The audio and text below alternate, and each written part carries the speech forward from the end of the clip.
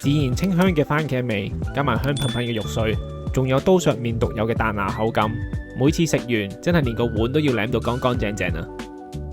煮呢碗麵其實冇咩難度，要先搞掂呢碗麵嘅醬汁，2殼嘅生抽，少少嘅老抽，番茄膏、蠔油同埋白糖，仲有鹽同埋澱粉，最後加半杯嘅清水就搞掂啦。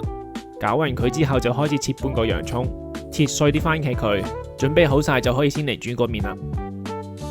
等啲水滾咗之後，就擺啲刀削麵落去。正常厚度嘅話呢，煮佢大概5分鐘左右就 OK 啦。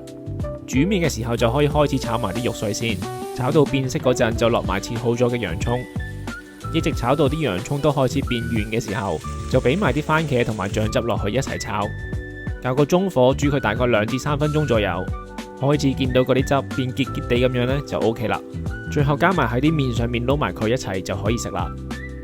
做法簡單又方便，健康好食，一鍋就搞掂晒啦。下次記得試下啦。開飯啦，下次再見啦，拜拜。